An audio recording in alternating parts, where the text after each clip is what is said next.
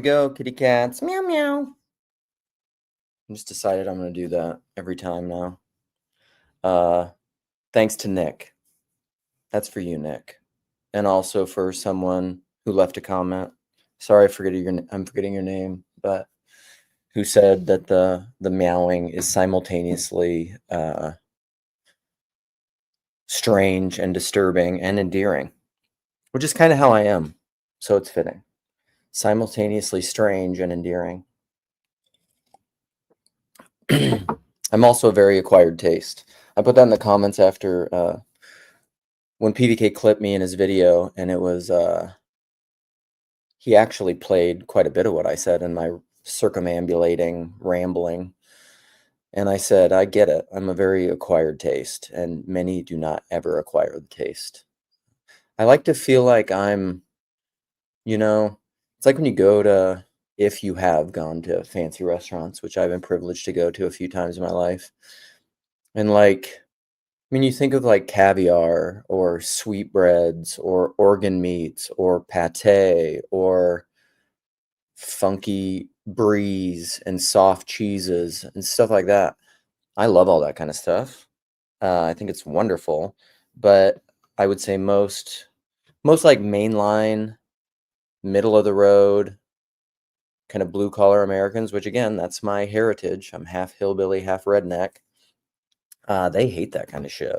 Like all my family, my family of origin and my in-laws all just think the food that I eat is terrible. And but I think it's refined and nice. And maybe I'm that way, kind of. Like the first time you try it, ugh, gross. Spit it out. Tastes disgusting. But then after a while, you might be like, this is the best thing I've ever had. That's like the first time I ever drank scotch. I started drinking scotch because of Nick Offerman in Parks and Rec, because he always talked about, oh shit, what's the brand? Why am I not thinking about the brand? It's like an Isla scotch, a very peaty scotch. Scotch. We all love scotch. Put it in the comments. I can't think of it. I'm blanking on it. Lagavulin. There we go. There it came to me. Thank you, angels. And I remember that I bought it, and I was just like, this is not good. And then I had it in my cupboard for a long time, and me and my family were playing a game of Clue, and I was like, well, I have it. I might as well drink it. Like, I'm not going to throw it away. It's a relatively nice bottle of scotch. And so I drank a glass, and then I poured a second glass, and all of a sudden, boom, my palate acclimated. And I was just like, it went from being disgusting to, it's not Lafroig, but Lafroig is good. It's Lagavulin. There we go. Daniel got it. You win 8 virtual golden stars. Congratulations. What up, Chris Young? What up, boy?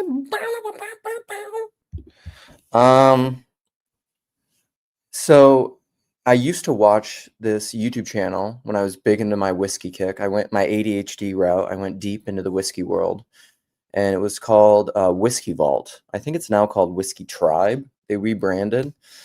It's a fairly big whiskey YouTube channel. I haven't watched it in years. And they used a couple of illustrations of whiskey. And this is about having a refined palate. We'll get to Virality and Rob Bell. Listen, if you're here, thank you. Impeccable air guitar. If you're here, Chris was trying to throw picks at me when I went and saw him at a show in Minneapolis. Chris, I've met him in real life. Excellent guy. Excellent. Good man. Also, go check out him and Rod Hare have Nuance Forum. Go check out Nuance Forum videos.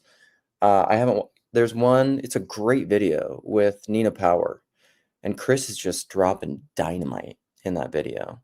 Very good. He should do more of this kind of stuff. But in Whiskey Vault, they described whiskey, and this is the same thing of palate and acclimating and taste, is they said sometimes the first time someone will drink whiskey, especially if they're not a drinker, sorry for all you alcoholics out there, it'll be like, especially if you're like just used to beer or wine or something, and all of a sudden the first time you drink whiskey, And most people who drink whiskey, they've just been exposed to like Jack Daniels or something like that, which isn't that bad actually, or Jim Beam. But the first time you have it, you're just like, wow, this is terrible, because all you just taste is the alcohol, and you're just like, bleh. And they described it as two things. They used two illustrations. It's kind of like being thrown into a cold river or a pool to go swimming, and like, first off, all you feel is cold. It's just boom, cold. Ow, wow. Whew. But then after a while, if you stay in the water, you acclimate, the cold goes away, and you start to notice everything else. You forget about the cold. It's like with whiskey. The first time you drink whiskey, it's like, boom, alcohol. That's terrible. Blech. But then all of a sudden you acclimate and you start to be like, oh, wow, there's like vanilla and honey and baking spices and cinnamon and caramel. And you're like, wow, this is nice. Woohoo, tasty. Or you could equate it to like moving in next door to a train, for example, and you live right next to a train track. And all of a sudden the train, you're just hearing the train all the time. And all you hear is train, train, train, train, train. But if you like, for example, if you grew up there your whole life, if a family moved in there, had a bunch of children, the children were raised there, they wouldn't even hear the train. Or they might hear the train, but not really. You acclimate it, you put it out. It becomes unconscious to you. And then all of a sudden you notice everything else. You're like, I don't hear the train, I hear the bird chirping. That's how a lot of things are. So someone coming to my channel, forgive me. See, this is it. I've just been talking for probably 5 minutes about acclimating to tastes. Yeah, it's like this. Because you might come here and you hear me for the first time and you're just like, what the hell is this guy talking about? He's like going around and around. And then what's the thread? Follow the golden thread. It's in there. And maybe it'll be nice. Actually, my son runs cross country, and we just went to his year-end dinner about it, and someone was talking. My son's this way too. And this girl was giving him an award, praising him for something, and she was saying her brother became friends with my son, and it was this one of those funny kid speeches, and she was saying she kind of looked down on her brother right away for befriending him, because she was like, she had heard some stuff about my son and was like, he's not a good guy. But then she's like, once I got to know him, I found out he was pretty great. I've kind of been that way my whole life. A lot of times people, when they first meet me, don't like me that much. I don't know why. I think I'm likable. But I mean, I do know why. There are reasons. Like, I mean, everybody has positives and negatives, right? There are no solutions, there are trade-offs. But anyhow, I think a lot of times people tend to love me. There's my first job I ever had out of college. It was that way. A lot of my coworkers didn't know what to think about me, because I'm a lot. I talk a lot and I have high energy.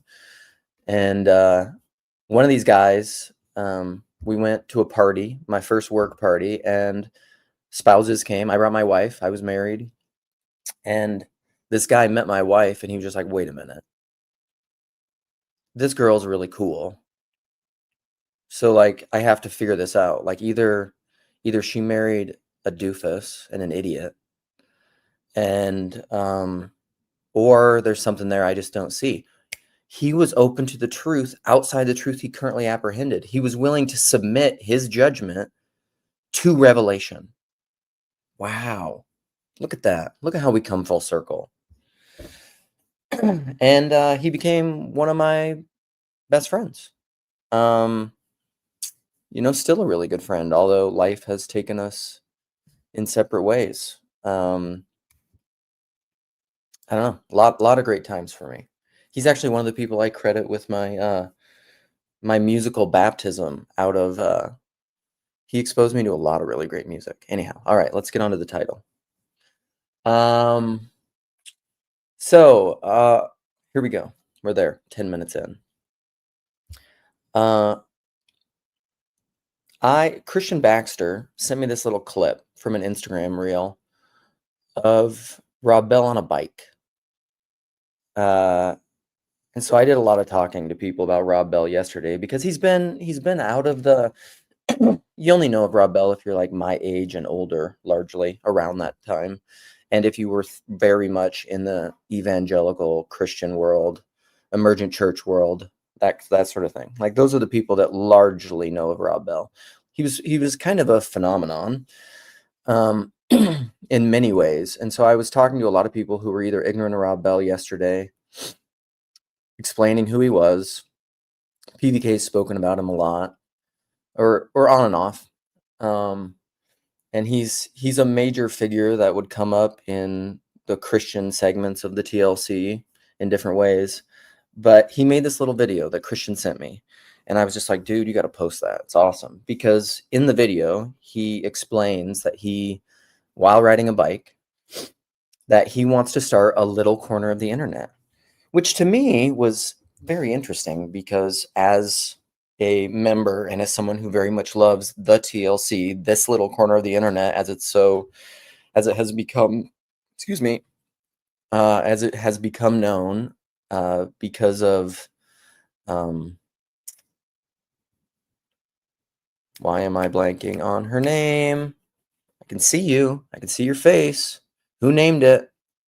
Tell me true. tell me the truth in the comments. Dang it. She talks about Sevilla King. Thank you, Paul. Jeez, King. Okay. And what is her channel? It has to do with Zen and the Art of Motorcycle Maintenance and meaning, beauty, meaning, a quality existence. That's it. Got it. Too many things to remember. And so I love this little corner of the internet. I think it's very valuable.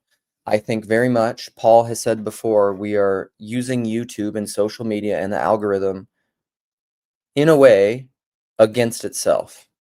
Because I would say this, Algo, just like Grimgriz has taught us with Set, Algo and Set and emergent egregores of technology, in a very, I would say in a very That Hideous Strength way, they have their own goals and desires and ends. And I would say they would love to colonize, kind of like the machine does in the Matrix, human beings and human beings' attention, and mine that and use it for their own ends. Oscar, dude, I love that you're here. Oscar, if you ever see my videos and Oscar comments on it afterwards, read this man's comments. He was also around Grail Country a lot. Oscar's, he is just a gift, a little gem of this corner. Only ever in the comments. Hasn't made a video. Hasn't broken the fourth wall, I don't believe. All right, so Algo has its own purposes. I would say that Algo, it's funny because, like, Rogan, I listened to this. I'm getting back to Algo, but like Rogan spoke to this guy about DMT. He was a DMT expert, and I thought at least the beginning of it was some of the most Owen Barfield stuff about the nature of perception I've ever heard on Rogan's thing. Except Rogan is still largely colonized by philosophical materialism, and I don't really think that he understands meaning, salience, and intelligence, knowledge, like the difference between what I would say is biblical, Christian, Jewish, Abrahamic understandings of knowledge, and a lot of classic religious understandings of knowledge as initiated, embodied, lived information versus information, because we've been under the principality and the intelligence of the Enlightenment and of the dominance of the written word, and the medium is the message, and that medium has largely shaped our minds and colonized our minds to think of knowledge in a certain way. And so the beginning of that conversation was very good, but they referred to the guy, what is his name? I'm gonna look it up because it was good. It's worth a listen. But he was talking about DMT, and because he was saying we all live in our own perceptions of reality in a way, because our perception is ourself. It's very much the God of your own understanding, but it's the anything of your own understanding, because you're really seeing the world according to your, for lack of a better word, subjectivity, but I will say perception, because you can't know anything that isn't filtered through you. So if you know the real, if you perceive revelation, the outside, the thou, it is perceived by you. You can't take you out of the equation. And so the conversation was, I'm looking it up. Where was it? No, went too far back. What was it? Andrew Gallimore, number 2403. He's a PhD chemical pharmacologist and neurobiologist. But then anyhow, they went into, and this is one of Rogan's big faults. I was just telling someone this, blindnesses, is he sees knowledge as information. He's still in the informational world. But guess what? If you have been trained, if you have been seduced, if you haven't done your savings throws, as Grim Grizz would say, and you have mind control over thinking of knowledge as mere information, you are going to be very malleable by the algorithm. And this will get us into virality. So I want to play a few clips. We're 15 minutes in of me explaining things. And I want to play a few clips of Rob Bell, because this is what happened. Christian sent me that clip of Rob Bell talking about how he wants to start a little corner of the internet. And me and my still somewhat, I would call it this, innocent naivete, because I have not yet become wise as serpent and innocent as a dove. I think in some ways I'm innocent as a dove. I really do. I'm kind of I naively, and this is what I often get criticized about this in the corner, I naively assume the best about people all the time, and I very often am surprised to get my feelings hurt, if I'm honest. Because sometimes people are just really shitty, I don't get it. I don't get it. I don't understand very often why people are mean. And this is true. So I'll go into this with Rob Bell, and I know people are going to be fucking mean about this, and I hate it. So I took this clip that he sent me, because I just thought it was funny that he mentioned a little corner of the internet, and I wanted to share it with my friends who are part of this little corner of the internet. Yeah, I have a hard time with that, Mark. I don't do that. I don't expect the worst. I'm like my wife describes me as like a little puppy. And all my kids are kind of like this, little puppies, of where like we're always surprised when people are mean, and then it's just like a puppy who just like got smacked with a newspaper. He's like, why are you hitting me? I'm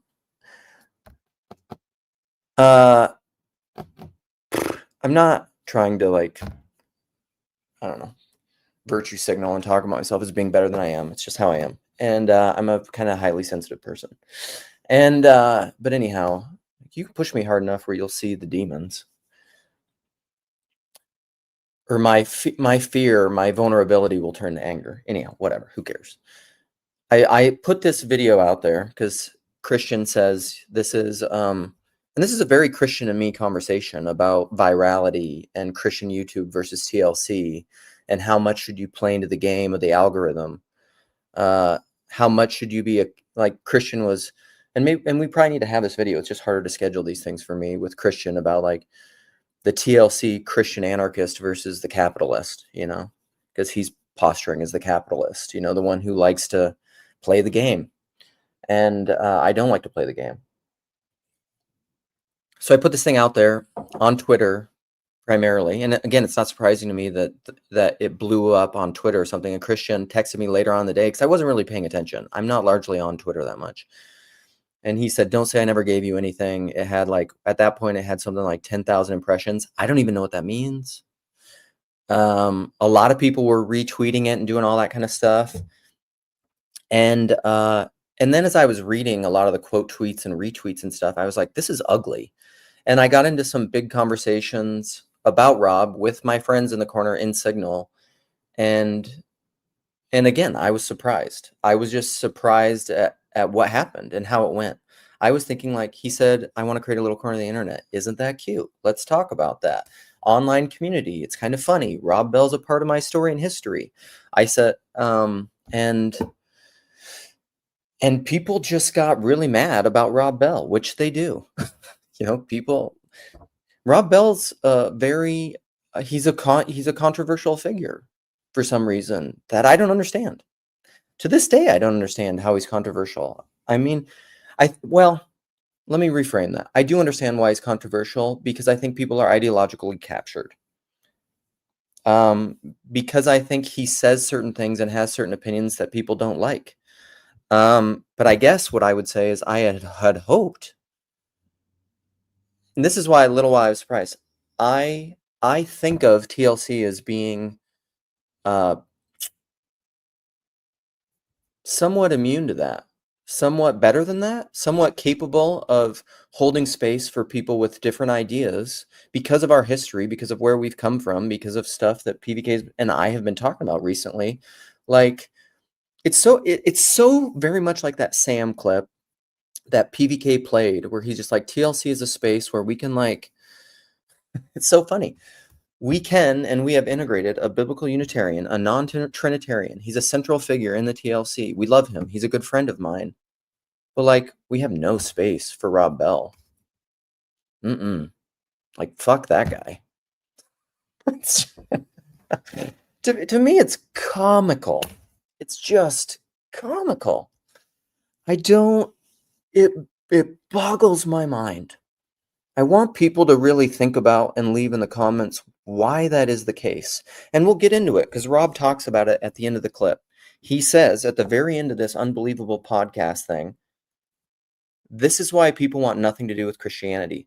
Because when it turns ideological / confessional / propositionally tyrannically tribal, and it is not open to revelation and intellectual repentance and the truth outside the truth it currently apprehends, and it wants to exclude people in this weird Protestant a la carte selective way based on it's so, if I may be honest, in a propositional, merely intellectually way, it's so fucking stupid that it boggles my mind that smart people do it.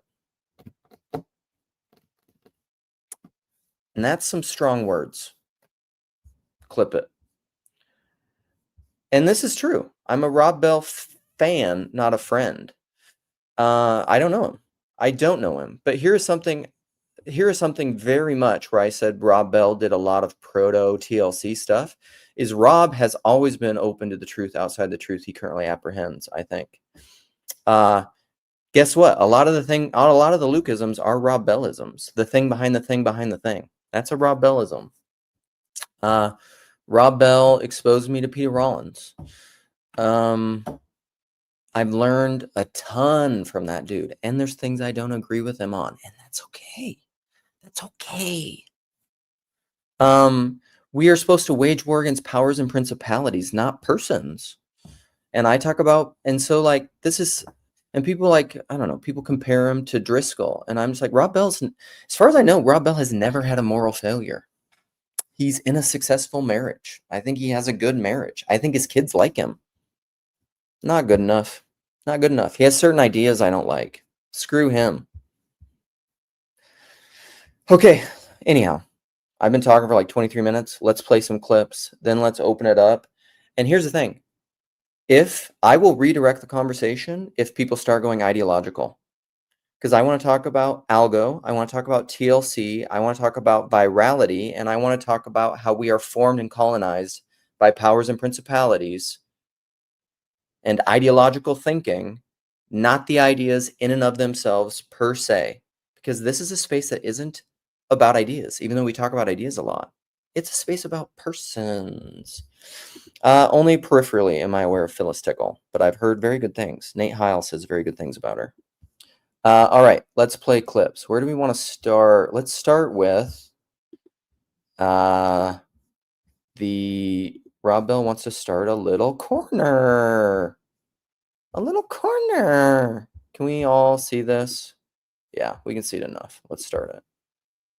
My friends, just launched my Patreon phase 2 because what in the world is happening? Is it insane? Has everybody lost their minds? No. So what's really interesting to me is Patreon, Patreon. I'd like to. A lot of people mention, I mean, this is true. Number one, Patreon and just grifting in general, something I don't understand. It's different. But again, I maybe need to be wise as a serpent and innocent as a dove. Spelling Patreon, a little cringy. Anyhow, onward. Thank you. Again, Theo Vaughn, thank you. Create a little corner of the internet where you discover that you're not alone. Ooh. Our eyes are wide open. Ooh, you're a little corner of the internet where you are not alone. What is not alone in what way? Virtually not alone. How are you not alone? People think like you? People have the same ideas as you? People are open in the same way that you are? How are we not alone? Put it in the comments. Our hearts are full and we're all riding through this, whatever this is, together. So it's $7 a month. Ooh. The latest Robcast is there on Patreon. It's called Really Excited About the New Ballroom. And yeah, let's ride together. We'll get through this. Yeah. So new Patreon phase 2 is now up.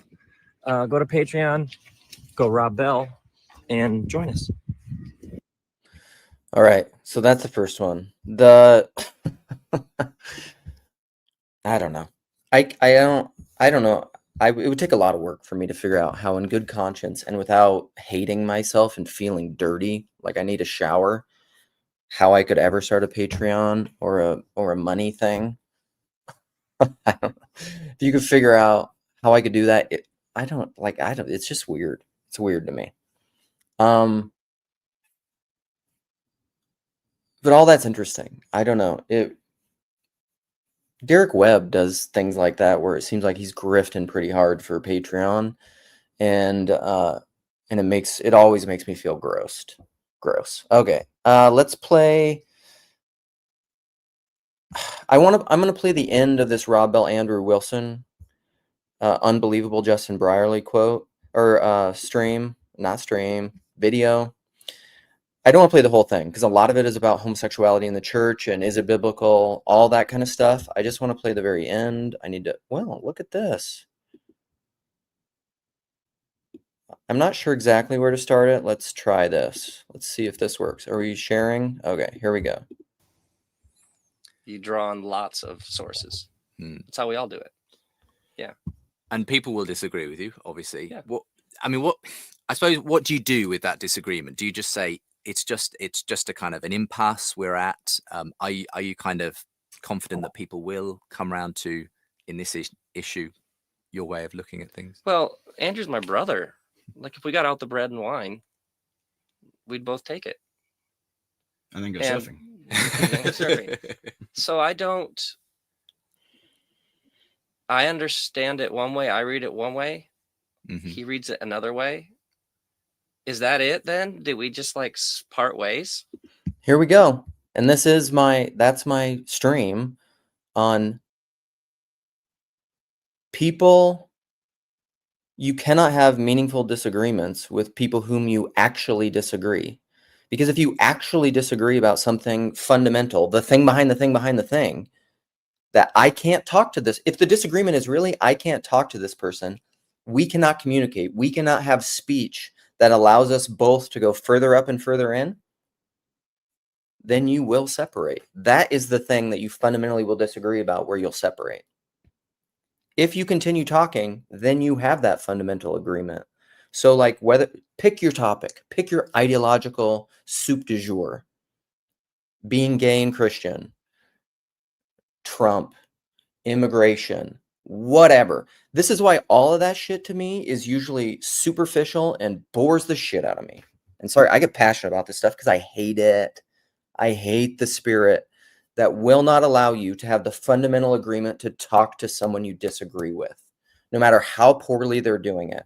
I hate the straw manning. I hate it when smart people do it, because I see it as like a midwit thing. That's what I mean about Christian leaders who are mid-wits who are telling people what to think about stuff they don't even understand. Drives me crazy. Okay, let's keep going. So, and I'm getting fired up. This will probably go viral because I'm mad and swearing, which is also fucking dumb. Or do you take the bread and wine and does Christ hold us together? Is there something that trumps whatever differences we have? Like, that's the question. Like, literally, you're asking, and this is part of like sort of the bullshit that really, really, really pushes people away. Ooh, the bullshit is when you have a particular go. really you're asking, and this is part of like sort of the bullshit that really, really, really pushes people away, is when you have a particular conviction and all of a sudden your orthodoxy or your faithfulness to Jesus is all of a sudden called into question. Ooh. So when I get in, See, listen to that, you haters. If that ain't proto TLC, you know, you might not have eyes to see. Bars. Is that cringe? an interview like this, and it inevitably comes around to whether I'm not and you didn't say whether or not I'm a Christian, but it's the same, like, have you gone liberal? Have you given up? You haven't said, what about like you haven't like asked a series of questions of Andrew about what about this, what about this, what about this? It comes back to me. This is why so many people don't want to be a part of the church. This is why so many people is literally, if you on a particular issue, because you have just defined this as a particular issue, if you see it this way and not this way, then your whole thing is called into question. Rob, are you even this is just why so many people just give up. I mean, I can tell that you're fed up with that aspect. Well, it's just part of I think up. it just speaks to the stuff that so many people are so tired of. And this isn't an issue of taking God seriously. This isn't an issue of God's holiness, or this isn't an issue of worship. This is an issue of discipleship. It's an issue of... I think people will disagree with that, right? So people are going to come in and say, this is about God's holiness. This is about right worship. Can I have real tolerance and listen to those people? I think, yeah, as long as we're still actually talking and we're not just assuming that we're right and trying to colonize, because that's the absolutizing, ideological, monarchical vision, objectivism bullshit. By the way, so he's not going to be, oh shit, I can't share it. I'll put it in, I'll talk about it later when I get out of here because we got to finish the clip. But C Money, who hasn't been on my channel in a while, who was he came into a few of my streams a few times. He got together with Daniel from OG Rose, who PBK played a clip of a while ago. And they had an 8-hour conversation, which boggles my mind of how they could maintain that. Because I think it was basically nonstop. Maybe not. It was clipped a little bit, edited. About that, in my opinion, intellectually, there's a lot of Peter Rollins. They talk about Lacan. They talk about positives of postmodernism. They talk about all, like, they are talking intellectually about the thing behind the thing, about all this stuff in a way that's like about as high level as I've ever heard it. Most people won't listen to it, will hate it. I think it only had, when I was listening to it as I was working on these patios that I'm making, I think it had like 132 views. I mean, it's just the steep slope bar to entry to listening to that is just probably not going to happen. But like, as far as information goes, and again, this is like what you've seen here depends a lot on understanding. It might not be valuable to people because we all have different contexts and we all see different things. Welcome to the person being the center and the nexus of all meaning. Yeah, but it's good. They're telling you all the right information. But here's the thing too, here's the kicker. You could know all that stuff and be right and be wrong and not live it properly. Let's get back to Rob Bell. Sorry, I was preaching a little bit. The tent might be a little bigger. Ooh. And when it becomes like, you're not even the tent. Well, you just sort of go... I understand that, but it might be an issue of God's holiness. Can you see Hey, that if you saw the text the way I do, sure. it would be an issue of God's holiness? So Sure, you can see why but even then, the whole framework for him was on this particular issue. So we have a wide-ranging discussion about resurrection all the way across. We come down to one issue, and it's not nuclear weapons. It's not immigration. It's not. Okay, there you go. Intersectionality. This is where critical theory is true. And intersectionality. What is the issue where you, what's the hill you're going to die on? Which one? Right? We really care about being gay and human sexuality. That's very important to us. While interestingly, in most Christian traditions like Dante's Inferno, that isn't one of the deeper rings of hell. It's one of the superficial ones. Graham Greene often talks about, like, in his most famous section of his book, The Power and the Glory, he, like, all this licentiousness. And Jesus ate with sinners and tax collectors, right? But what are the issues intersectionally that you are gonna forefront that are reasons for closing the walls, exiling people? What are the most important issues? And people have first ring, outer ring, whatever, but like they're doing all that ideologically. Like you need to be Trinitarian, right? Like that's an essential issue. You have to be Trinitarian or else we can't commune. Really? But we commune with Sam, but not these people that are like, that are like pro gay marriage. It's just an interesting thing. Okay, back. So we have a wide-ranging discussion about resurrection all the way across. We come down to one issue, and it's not nuclear weapons. It's not immigration. It's not the addiction to technology and email and all of the ways in which people are overwhelmed with stress and worry, where Jesus did say, don't worry. You know what I mean? Like you have a wide range of issues. Somebody comes along, and this issue apparently there's an issue with them on this particular issue, and instantly it becomes a whole thing. If I just pitch, I think the reason. So that's why I think for me, we're going to have to just wind things up, guys. So that's why for me it's part of like. Seriously. The question is why is the issue there, isn't it? So I think I think it's not just a randomly chosen issue. What are your views on this issue? That's the buzzword for the day. So we'll catch you out on that.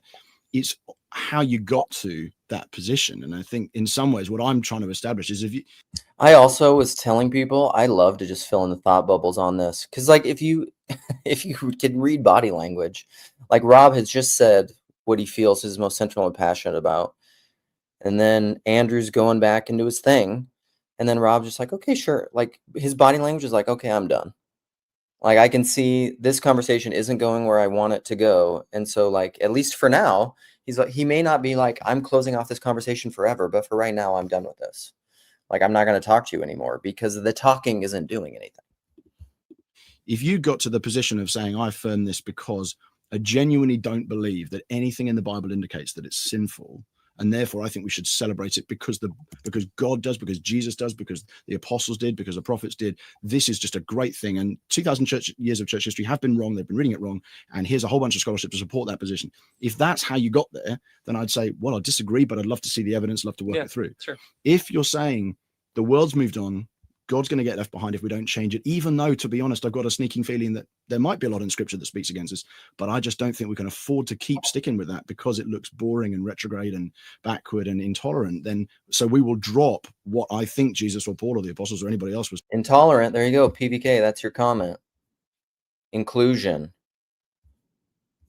Right. He's central about inclusion. He's excluding exclusion. I don't know if that's true. I don't know if Rob would say there's never a time to exclude. I think like if you just asked him that, and whether or not he'd give you the Sunday school answer about the right proposition versus how he would actually live. I mean, I'm sure he thinks there's a time to exclude. There's a time for everything. So, okay. Saying in order to make ourselves more adaptable to modern age, that doesn't mean you're not a Christian. Of course it doesn't. It doesn't mean you've even gone, in my understanding, liberal is resurrection denying, and you're not doing close to doing that. But it does mean that there's something quite fundamental that might be switching, which is saying, I don't think that I can hold this text as being my highest standard for behavior and morality anymore. And that's a big enough deal to people like me that we would want to say, this is do you see what I mean? And I think you would, if you shared my view on those texts, you'd probably feel similarly. So it's really which way have you got to that conclusion, I guess is the question I'm wanting to. Well said. I absolutely love the way that he ends it, because he's just, in my opinion, I could be wrong because I'm inferring all this. Rob is just like, I'm done. I'm done talking about this. Okay, good point. Does he think it was a good point? I don't know. He feels like the conversation it's just like, well, I think this. Well, I think this. Well, I feel this way. Well, I feel this way. Well, I think this. Well, I think this. How long? I am not willing to do that for very long.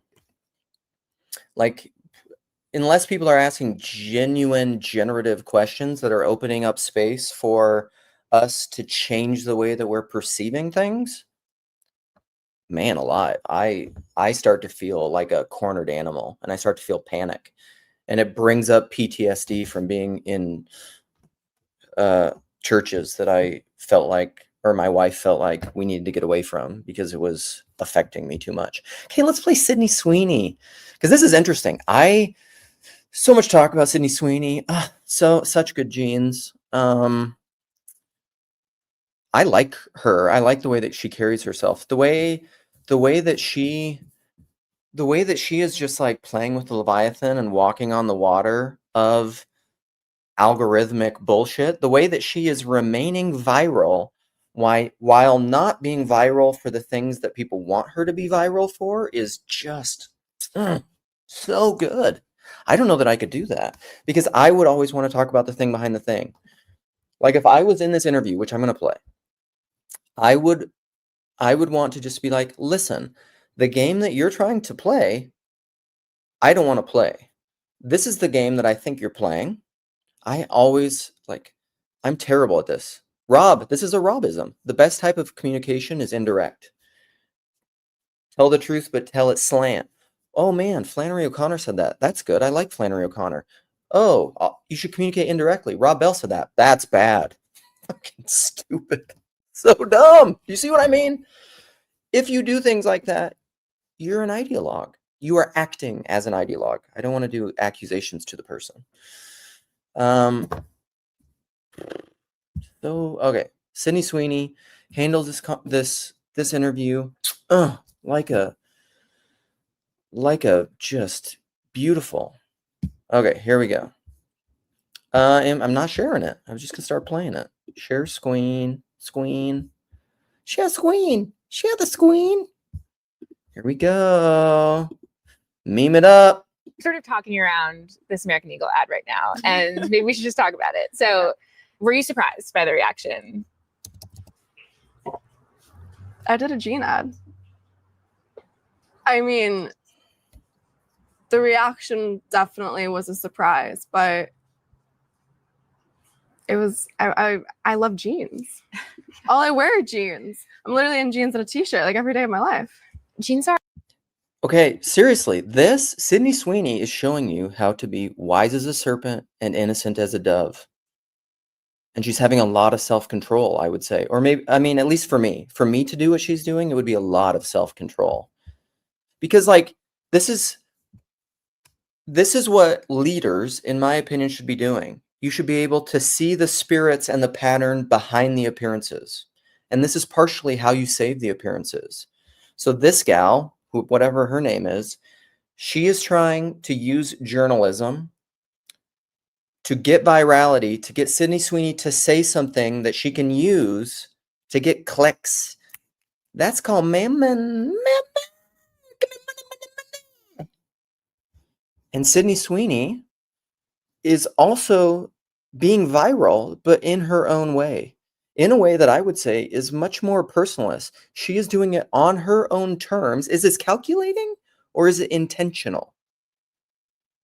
Because she knows, I think she knows what the interviewer is trying to do, the journalist.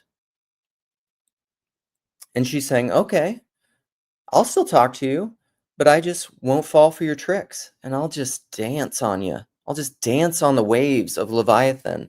And I'll play with you. That's being wise as a serpent and innocent as a dove. Let's go back. uncontroversial. Jeans are awesome. Yeah, I like your jeans. You look great in your jeans.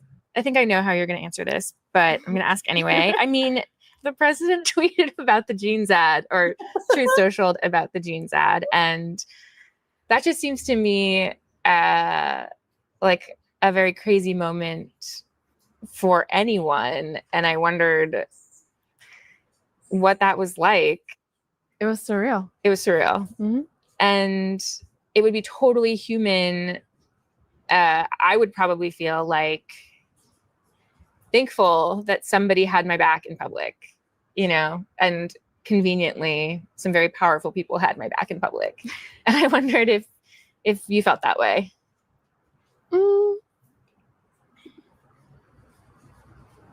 I don't think that it's not that that feeling I didn't have that feeling, but I wasn't thinking of it like that, or like of any of it. I kind of just put my phone away. I was filming every day. I'm filming Euphoria, so I'm working like so like such a passive, such a feminine, beautifully feminine response to a manipulative feminine move, I think, because Neil's right about this, I think. And Sam was agreeing. The greatest temptation of the feminine psyche is social control. Control being the key word. Manipulation, I would say. Because the neck turns the head. The power of the feminine is that it moves the masculine. But there's a way you can do it in a manipulative way, and there's a way that you can do it in a positive way. I think you're seeing this right here. Sydney Sweeney is doing it in a positive way and intentional. It's not unconscious. I don't think she's unconscious. If she's unconscious, she's just blessed. Good for you. Either way, she's blessed, right? She's just like, what she's doing. She's just like, I don't know. I wasn't paying attention to it. I put my phone away. I wasn't paying attention to the bullshit virality because I didn't want it to colonize my mind. I'm not in the same way that you don't have to be beholden to set. I don't have to worship Algo, unconsciously worship Algo. I don't have to do that. Good for you. 16-hour days, and I don't really bring my phone on set, so I work and then I go home and I go to sleep. So I don't really see a lot of it. You've made a really good case for keeping your thoughts and your life separate from that work. But the risk is that, there's a chance that somebody will get some idea about what you think about certain issues and feel like, I don't want to see Christy because of that. Like, do you worry about that? No. No. If somebody... Nope, I don't. If somebody is closed off because of something they read online to a powerful story like Christy, then I hope something else can open their eyes to being open to art and being open to learning. And I'm not going to be affected by that. Yeah. You've come here like really willing to talk about this whole discourse that doesn't have that much to do with you. And I'm grateful for that. Good point. This whole discourse, which strangely does and does not have anything to do with you. Guess what? That's called impersonal. Is there something that you want to say about the ad itself? The Sydney Sweeney has great genes. Do you have... The ad spoke for itself. You think the ad spoke for itself? Yeah. Okay. And the criticism of the content, which was basically that maybe specifically in this political climate, like white people shouldn't joke about genetic superiority. Like that's the kick. White people shouldn't joke about genetic superiority. Race. What are the moral formations are you talking about? White people, privilege, power. Ooh, we're gonna go here. White people shouldn't joke about this in here, right? Ooh, and this is the meme moment, right? Like that was kind of like the criticism, broadly speaking. And since you are talking about this, I just wanted to give you an opportunity to talk about that specifically. I think that when I have an issue that I want to speak about, people will hear. Dude, that's the most baller shit in the world right there. I want to give you this opportunity to talk about this and just clear the air, clear the smoke. What do you really think about this? I think when I want to talk about it, I will. That, I tell you what, as a man, that should turn you on way more than her good genes. That's a hell of a woman right there. Okay, Oscar, you got to come in here. How am I buying this? I don't know. I am buying it. So you should come in and tell me what I'm missing. What am I missing? Oh, that's it. That's it. That's all it is. Okay, we did it. We got through all our clips. Listen. No, I'll be way too triggered. Okay, we'll leave comments. No, I'm not in love. I have a beautiful wife. My wife is also like that. It's one of the reasons I'm attracted to my wife, for sure. My wife does not pay attention. She very intentionally does not pay attention to shit she doesn't want to pay attention to. She is not a catty, superficial woman. She's pretty sweet.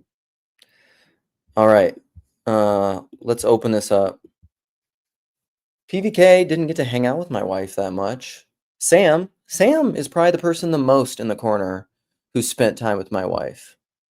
And it's not even that much. But so Sam knows. We've hung out all together. We had a couples date.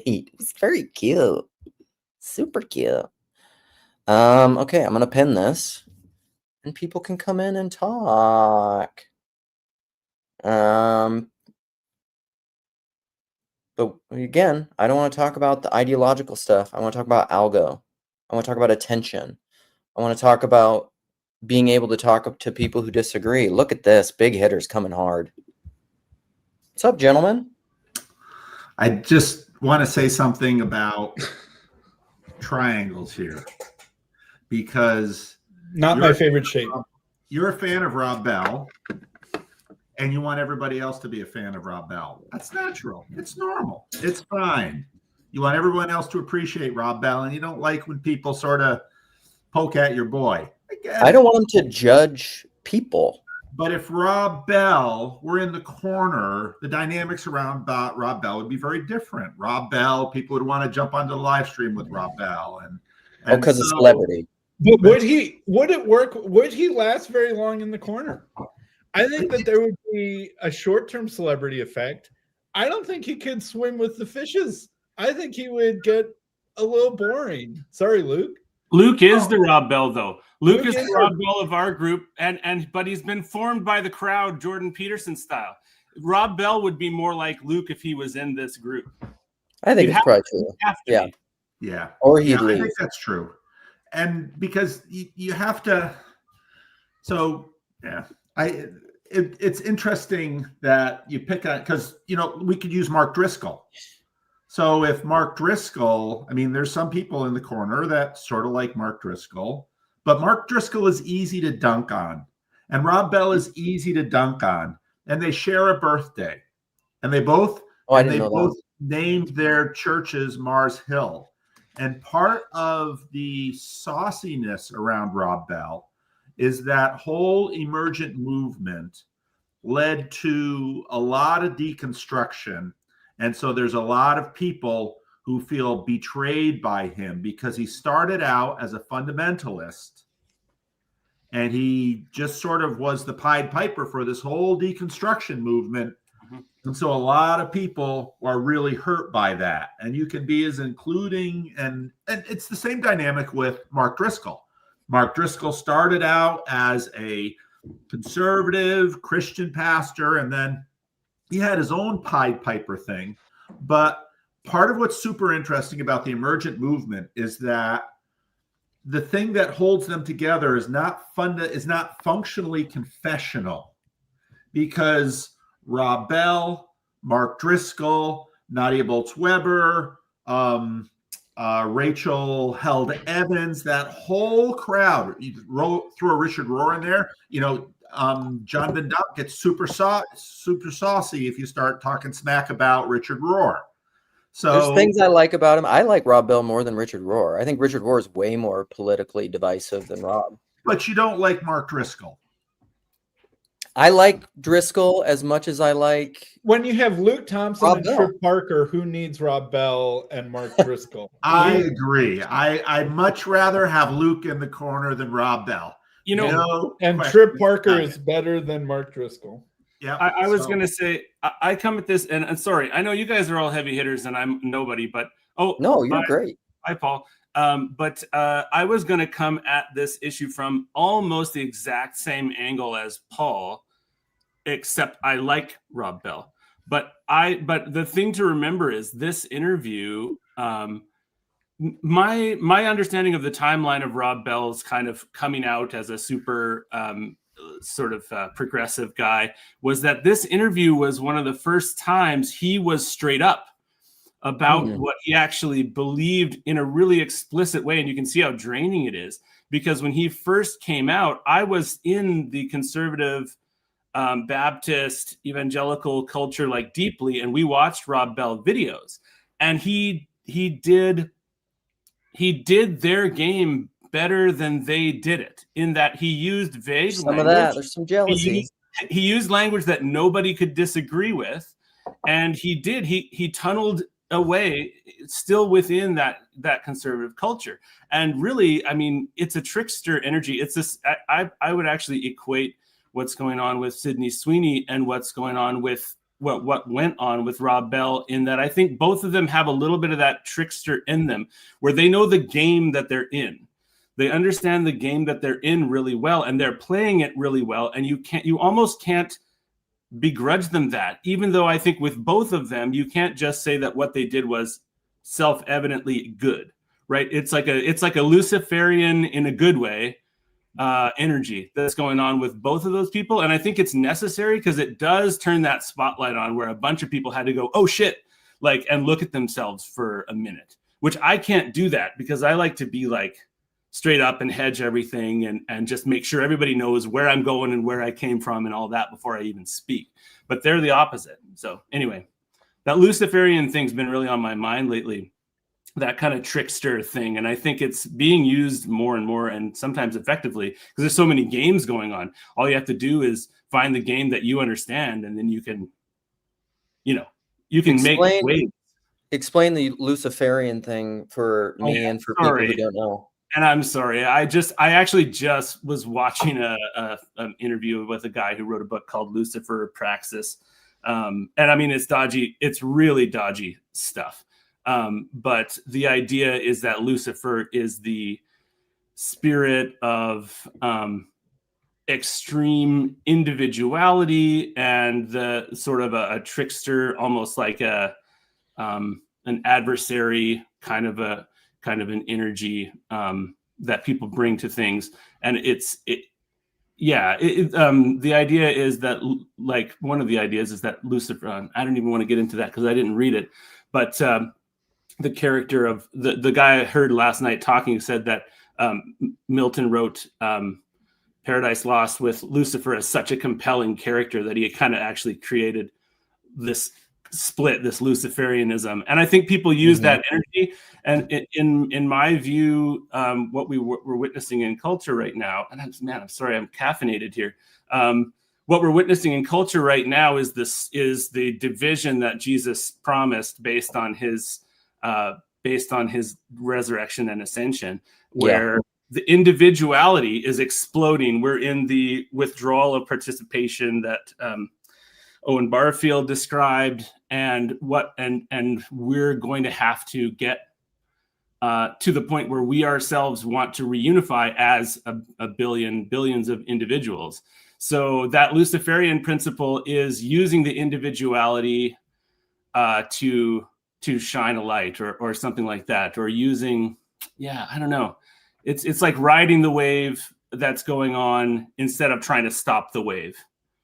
There's a couple comments I want to highlight to get further into that. Yes, and Matthew Peugeot too. Sorry, Jess. Yes, that's a better reference than what I'm talking about, because that Matthew Peugeot thing where he talked about Satan as a function, that's exactly it. Sorry, keep going. Yeah, no, Peugeot, I think, talks about this very well, but I think it's related to, let's go back here to Oscar's comment, because this is what I think Sydney, so see, here's the thing. Oscar and I are viewing the same information, and we're getting completely different meanings out of it. That's what shows you information and meaning are different right there. We're watching this Sydney Sweeney video and saying different things. He's seeing negative Luciferianism in a Matthew Peugeot way, where Sydney Sweeney is manipulating this, and it's really a eugenic fascist thing. And what I think she's doing is she is post-identitarian, woke, stuff, and she's using that in a comical way. Clearly, they're making that play to sell jeans in a capitalist way and saying, no, beauty is real. Yeah. But I Well, don't think I she's mean- talking about it in like a white fascist eugenics thing. Well, I think part of the purpose of the ad was that it had that fascist take on it, but also had a completely Yes. innocuous take. But that's Right. the but that's And the so Luciferian thing. Which trigger the Lucifer? left. Yeah, it'll trigger the left to constantly be in the fascist eugenics, white people jeans, mode, when you can be just like, oh, no, it's just that I'm pretty and I look good in blue jeans. Right? Like, and the fact that it is triggering while having cover. Yes. What's the point? But because That's the whole point. It's a troll. Yeah, Yes. it's a troll move. It's a troll move. And Oscar, I would say, really, like, if this is, sorry, buddy, I complimented you already, but like, if this is really your take that she's doing like a fascist eugenics move, that's a super boomer take. Like, it really is. Well, and so like what I think someone who mentioned the longhouse someone mentioned the longhouse. I'll look. Oh, Jeremy. And I think really like what this interview is it is toxic feminine power versus healthy feminine power.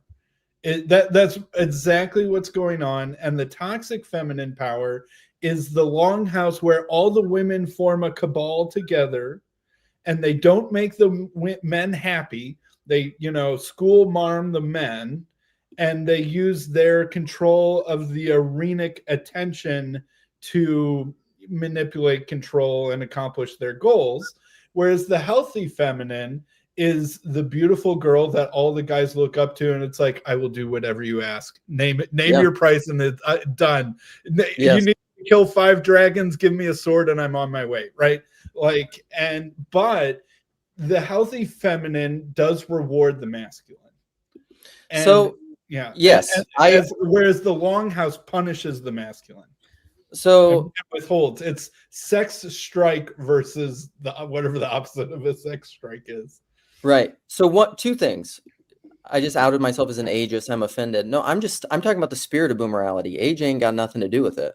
All of us can be boomers at different times. I was just telling my wife last night, millennials have the exact same stuff. Like, we have our own millennialisms and whatever. But here's the thing about the corner that I think is different and that is emergent and that is unique, though. And with Oscars, we are the place on the internet that is trampling down the algorithm by the algorithm, where we can look at different information and actually talk about the different meanings and not lose our shit to such a degree that we actually divorce. We are the ones who actually agree that in free speech, that we can talk about these things about which we disagree. Well, you mentioned postmodernism in one of your little rants before we came on. And I think what people miss about postmodernism, in my opinion, is that it's an acknowledgement of the millions of stories that are going on that people are embedded in all at the same time. It's not a creation. I mean, yes, the dumber side of it is like, yes, you can just create your own story. You can step out of a story. But, I think for Sydney Sweeney to know all of, theoretically, or to be skating so effectively over multiple different stories at the same time is just, it's not even on the level of saying whether it's good or bad. It just is what goes on with human beings as we fragment and fragment and fragment. You just, and that's the answer to how to live with people who you disagree with is that you're peering into a window into their story, and you can say that you're fortunate to look in there and see what's going on with other people, or you can say that you're offended and you want to close the window and you don't want to see them anymore. But to get everybody into the same story would be one of the most tyrannical, violent, and bloody things we could possibly do at this point. Yeah. McMo was just, come on, McMo, get in here. All right, I also, listen, other people come in, break the fourth wall. It will make my day if a lurker breaks the fourth wall right now. Anselman, come on. Anselman, we have MJ, you're welcome too. Oscar. Also, this is the thing about the corner. Like Oscar said he's 29. How are people this smart and like well read and articulate when they're so young? It's unbelievable. And here's so I want to someone Nick was asking me to do a love stream because I was saying I might have to do a Rob love stream because I could talk about why I like Rob Bell and why he's been such a positive influence on me, I think. But I'll also acknowledge that, like, who said this before? I think it was McMo. He said Rob is slippery. He's slithery. Like, he's hard to, people don't like that kind of thing. That's why people don't like me, is they think I'm like, what does Luke really think about? That's one of the many reasons people don't like me. But the thing is, it's not like I don't have convictions about certain thing. It's just I have very strong convictions about being able to talk with people that you have ideological, egoic disagreements with. That's a big fundamental thing that I have a strong conviction about. And I think the people that don't have that conviction don't like me very much because I think they like to feel safe in the ideological, like closed off tribal group of where everybody has the same thoughts as them. And I think that terrifies the shit out of me because that's like the inbred hillbilly that Jonathan Peugeot talks about versus the chimera. Like, what is this thing? Hell if I know. I don't know what that thing is, but I'm totally comfortable there. I agree with all that, Luke. I just need to set the record straight. Paul, I'm not sure if Sydney Sweeney has had any work done. I don't know. I think those might just be good genes. I think part of her appeal is that, no tattoos, no, septum piercings. Like, her hair didn't even look combed in that interview. She had like a minimal amount of makeup, right? It's sort of, this is just natural. Like all that anti-Instagram sort of, look, just, looking She also natural and doing it well. She also has that rare face that has character and is beautiful at the same time. Yeah. In my opinion. Let's talk about Sydney All right, Sweeney's. that's enough of the simping, boys, for one stream, I think. Good grief, Luke. It's like you've never seen someone cool before. Good grief. I'm not sure if we relax, have. brother. Celebrities? This is just the nerd. This is just the nerd lunch table gossiping about a conversation at the cool girl table, and it's just gone a little too far. Have we forgotten about pro felicity? That's what I actually came on to say. You guys gave me the perfect setup, but I wanted to compare the pro felicity of Driscoll, Bell, and the Sydney Sweeney, because I think Sydney Sweeney is a master of pro felicity. Like, she's an actor, and not to like besmirch all actors, but what they do is they LARP harder than anybody else. They're playing the character of the coolest person they can be. But it's real. She's real. Don't take that away from me, McMo. No, she's just as I'm trying to say she's just as fake as the rest of us. But like I think that the pro felicity of Rob Bell is also what turned him off to the conservatives more than anything. I think the way that he's kind of that kind, he is a little Randall from Monsters Inc. if you catch my drift. I don't remember it enough. Randall is the chameleon.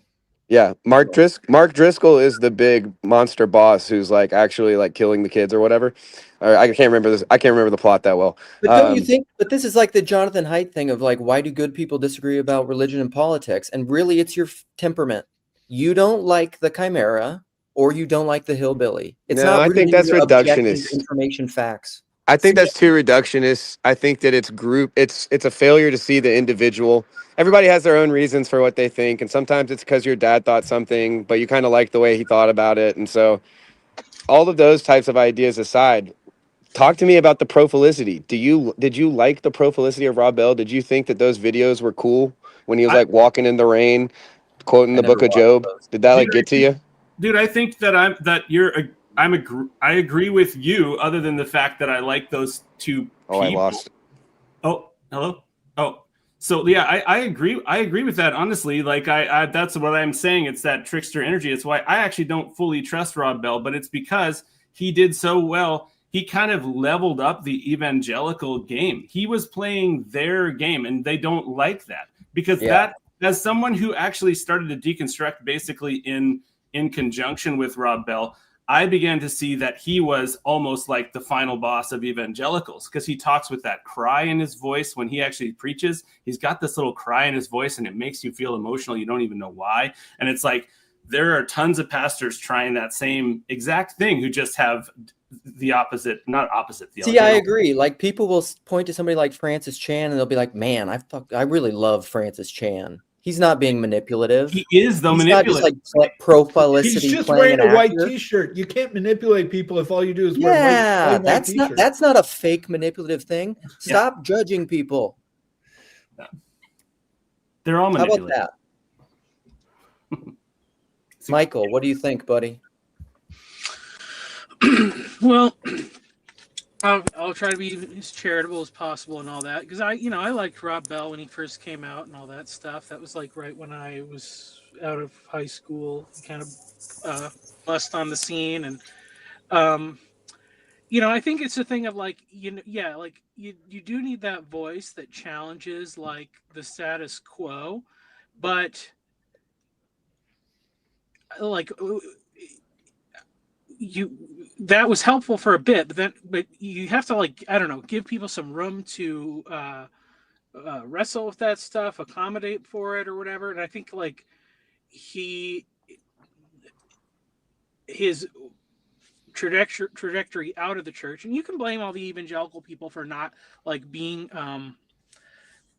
accommodating enough towards him, but I think it really kind of misses some kind of key insights about like what is the church or a church, what is the role of pastors. And like I said, a similar thing with Mark Driscoll and some other people. It's like, in the one hand, if it's like a pastor is supposed to be the person that's like there and is stable and relationally connected to a local group of people, and then you can also have a podcast guy with millions of viewers every week, and that's also a pastor. Like, those are two really different things, and so that's part of the confusion. Like, we don't really have space for some of these things, because I think there's a lot of pastors that probably would be better off if they were if it when the internet started to take off, if they were just like, I'm a internet Bible teacher, not a pastor or something. We only have one or maybe two kind of terms in like evangelicalism, and like deacon is like, sometimes that just means like a janitor or something, so it's like, what are you gonna do? But I think the thing is, like, when you deconstruct, or when you're outside of the arena of the church, it's kind of got to affect like what you do, because I had a thing where I was like, I don't want to work for a church anymore. That was where I put all my education and my skills, and so I had to fortunately I knew how to do something else well enough to make a living, and that's what I had to do. But it's like Rob Bell just took his same shtick and took it out of the church as such, and what is he doing then? Is he building a new church, an alternative church? Like, he was on Oprah and all this stuff. So we don't even know like how churches exist like in the secular space. Like, that's become a confusing issue. Like, I actually like Donald Miller. Like, he went and became like a business consultant guy or something. I kind of respect that more, because he was like, I shouldn't be a spiritual authority. I'm pretty sure he's still a Christian and all that, but it's like he took his skills and he's using them to make money in a way that nobody can really complain about, and is perfectly fine. But it's just, I guess maybe it's just that thing of like, if a certain amount of faithful Christians, and I think a lot of the people that probably did have problems with Rob Bell were faithful Christians, were like, you've gone too far, then it's okay to question his role as like a spiritual guru or something.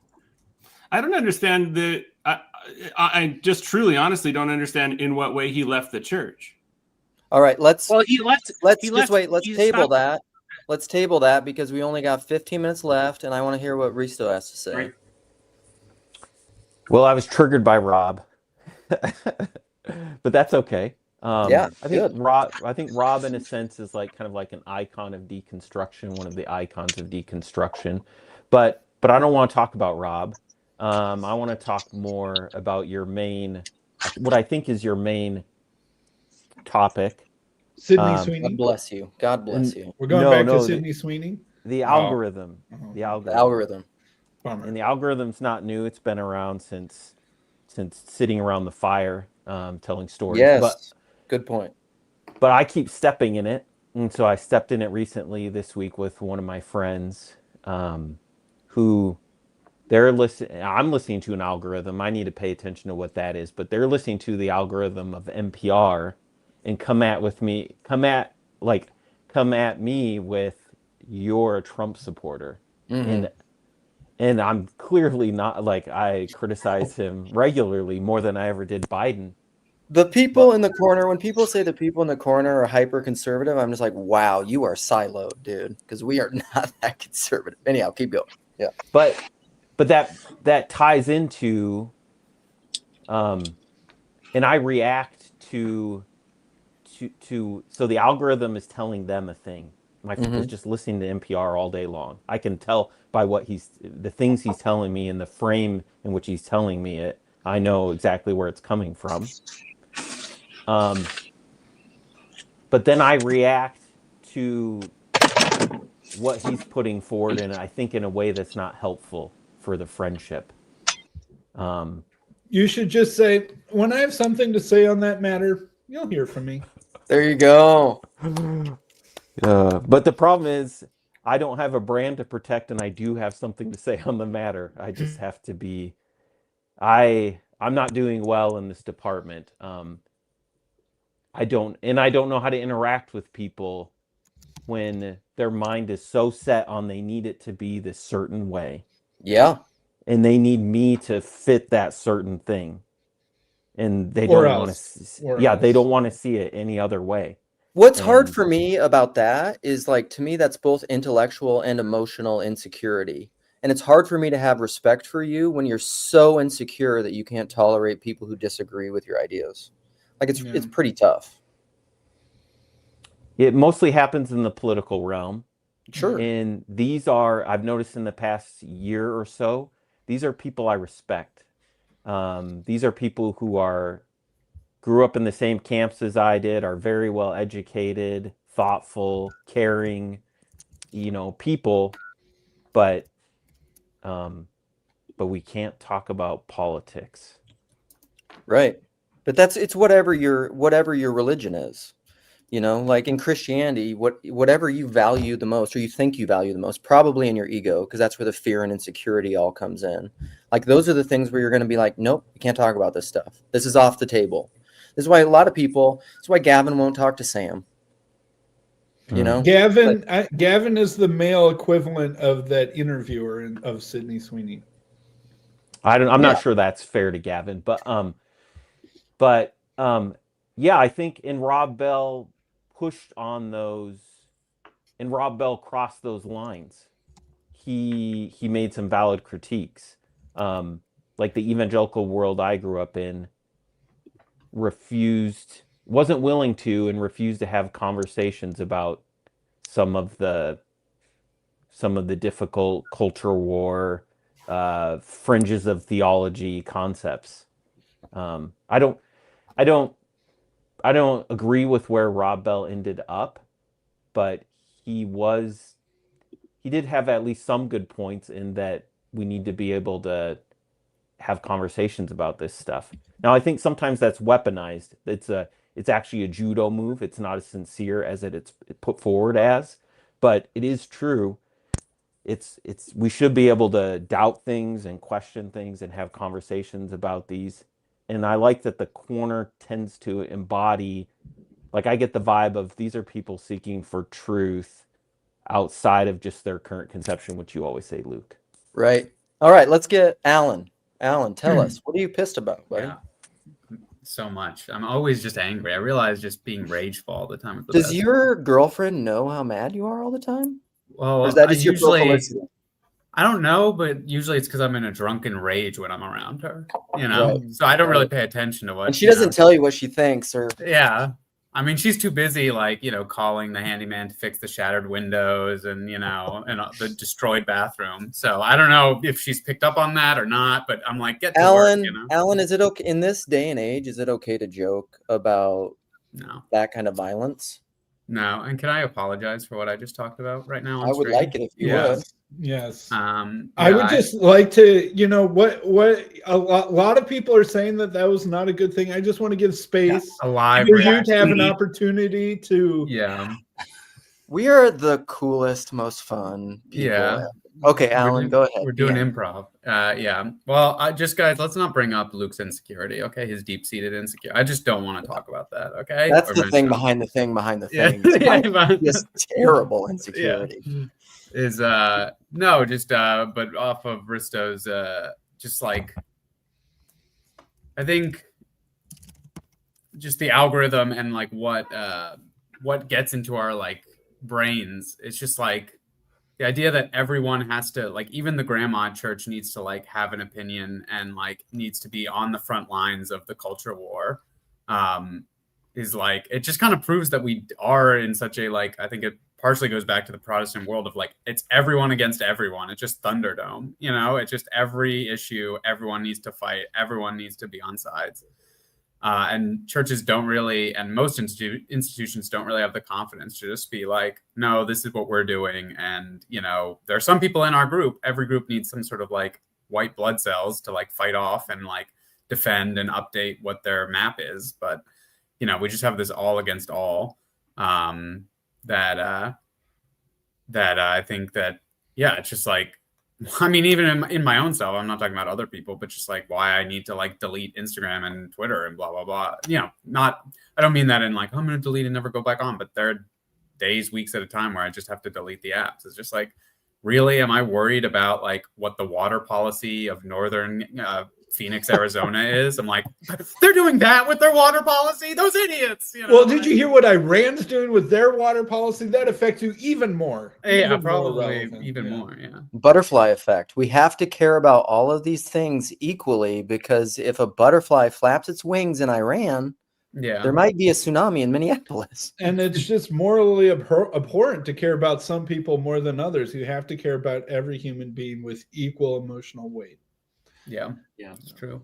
I mean, the idea, the Christian idea of kind of vocation comes to mind, where I think that the power that somebody would get through genuine faith in Christ and the Holy Spirit is that nobody can tell you what war you're in right now. Yeah. Like only Jesus can tell you what war that you're in, what war you're fighting. And I think, I mean, I know it's every example will be imperfect, but I think that's what is being sort of displayed in the Sydney Sweeney interview. It's just like, I'm not in the war you want to put me in. That's not my purpose, and I don't even have to tell you my purpose.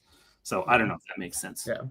Well, it's we were just talking about in Bible study, 1 Corinthians, who can instruct the Lord, but we have been given the mind of Christ. You know, it's just like, I don't know. I don't have all the answers. I can't tell God, go do this, go do that, but I can receive the mind of Christ through the Holy Spirit. You know, I can like ask for his guidance.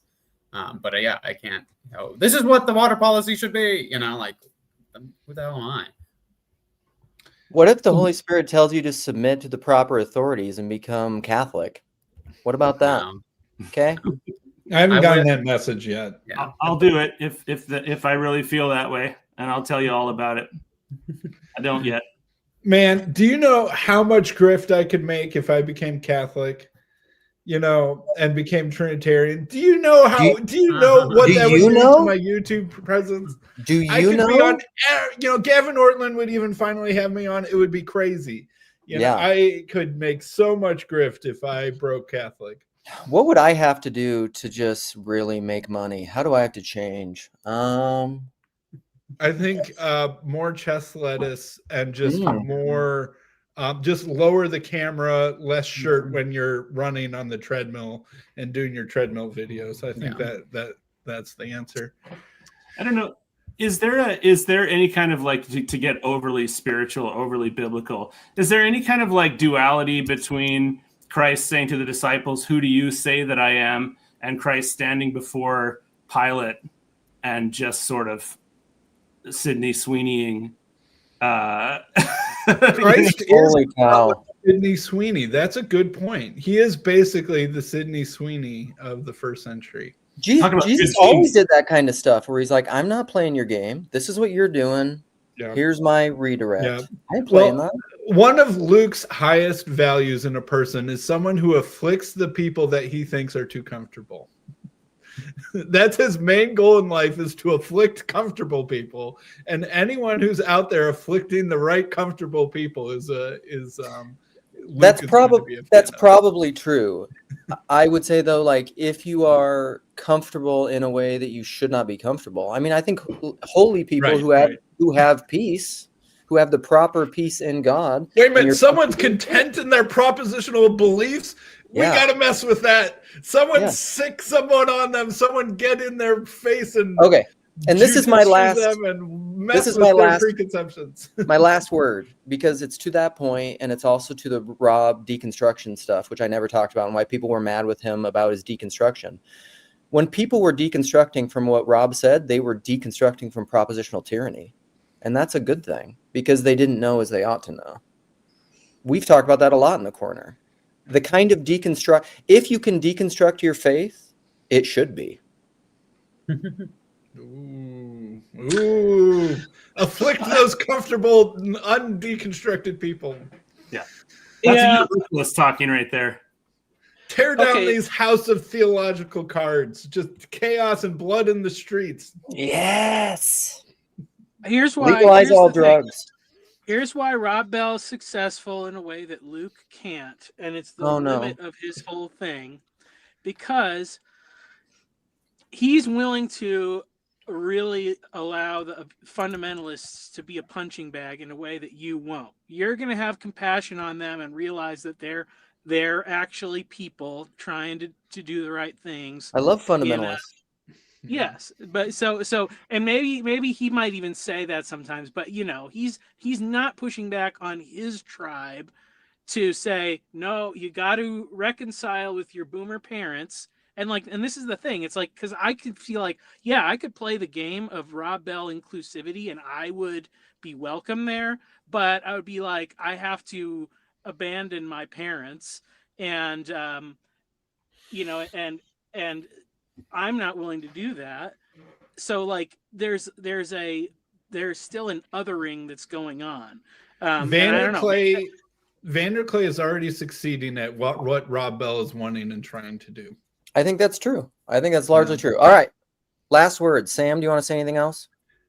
Paul Vanderklay is succeeding at what Rob Bell is wanting and trying to do. And Sydney Sweeney has pretty good genes, I think. Okay. That's confusing because it seems and like it's all natural, PVK. It's all natural. Yeah, PVK has had no prophilicity work done. Yeah, and Sydney Sweeney's definitely on the denim side of the denim wars. That everyone agrees with that. She has put her stake in the stand on that one. Yeah, these people are created by the cultures and the games that are going on, and I'm trying to get to a place where that doesn't bother me so much because I know how tyrannical we'd have to do to get everybody into the same game and into the same story. Amen. Well said, buddy. Alan and Michael, right. If you have anything else. Yeah, just the high and openness, open guys, I will say, PVK talked about it earlier this week in a homeroom, I think. But just you're just creating a new duality of I love high and openness people and I hate closed off people, So it's just we're playing once again, we're just falling straight into the same game of this is actually the non-duality that includes duality, not those other people that are actual. The high and openness shall inherit the undetermined future.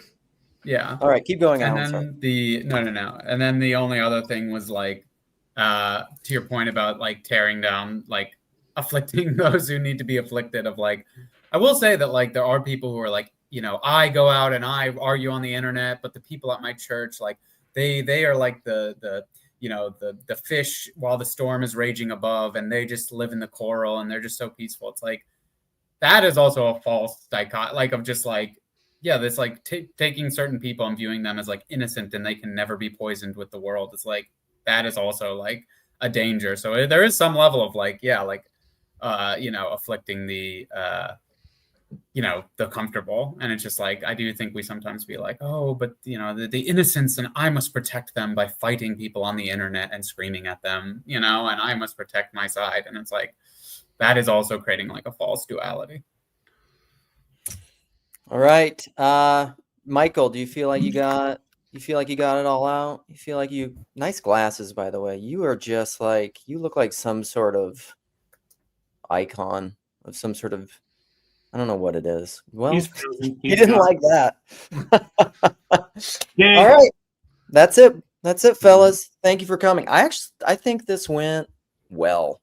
So thank you. This was fun. All right. Thanks, Luke. Okay. See you You're a guys. good host. Thank you.